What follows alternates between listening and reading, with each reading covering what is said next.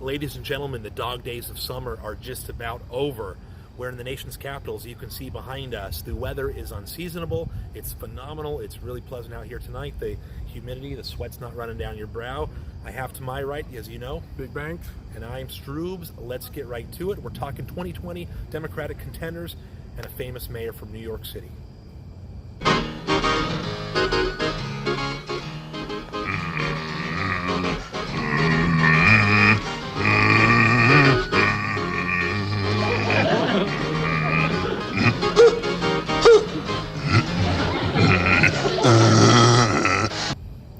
And our infamous, famous, whatever you want to call him, mayor from New York City. Missing in action. Mr. Bill DeBlasio, not polling very well. No. He's really pulling about, I don't know, half a percentage point in the polls, if that.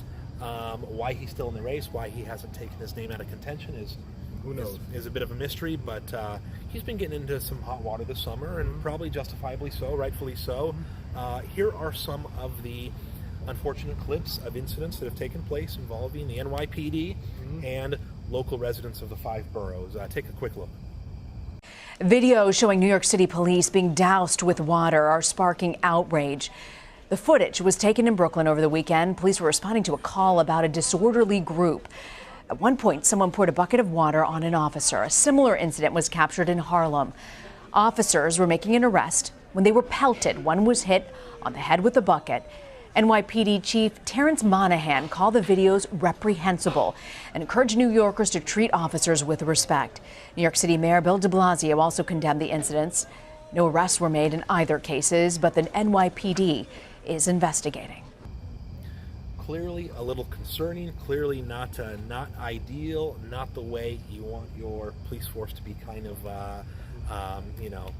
their effectiveness seems to be kind of compromised when they are being harassed and kind of bullied by the population there and by the residents of New York.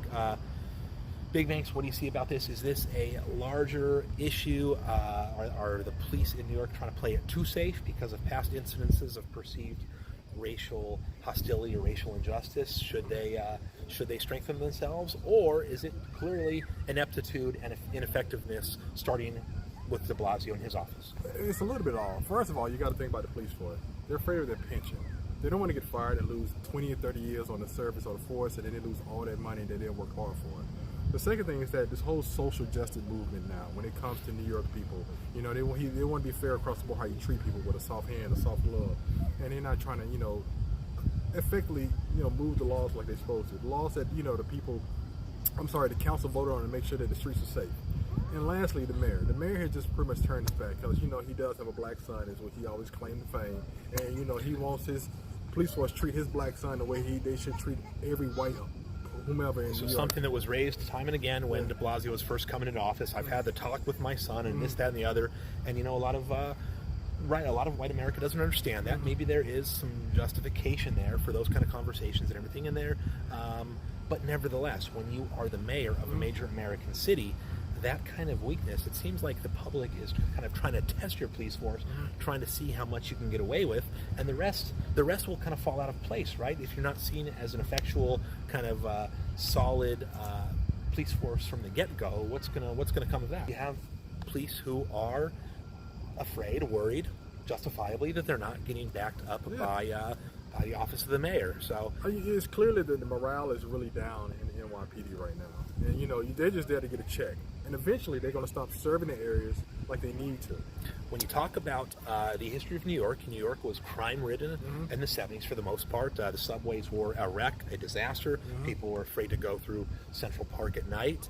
You had the Ed Koch and the Dinkins years, and then you had Rudy Giuliani come in there and implement the broken window policing and kind of the understanding there, or the premise is that you start with the low issues, the graffiti, the broken window, the vagrancy, the vagrancy, and all the other stuff, and then everything else kind of builds upon the enforcement of those low-level infractions and items like that. Now, are you seeing maybe with New York City a move towards the battle days, and is maybe the city's kind of impossible to govern now? I mean, you can just tell just by looking at the homeless population in New York right now. It's really bad, and they don't have any place to put them right now, and they just let them do whatever, urinate in the streets, feces in the streets, trash in the streets.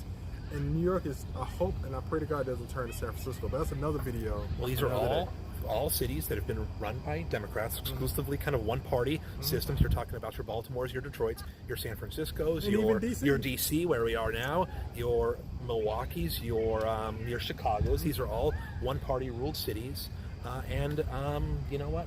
You've got this to show for it. 40, 50 years of one-party rule has been taken for granted, and you're not seeing a lot of improvements made there. So I don't know. What about DeBlasio? What about his candidacy? Should he just pull his name and focus on his city? He's not going to pull his Something's name. missing there. He's making too much money right now in his war chest. So I mean, that's what most candidates do.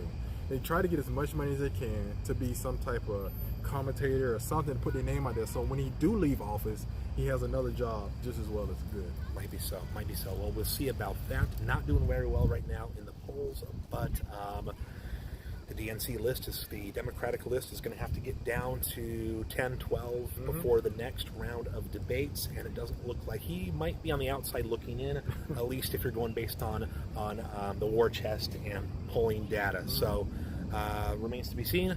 We'll follow up with you, but thanks again for joining Big Banks and Stroobs, and we'll catch you next time, folks. Peace.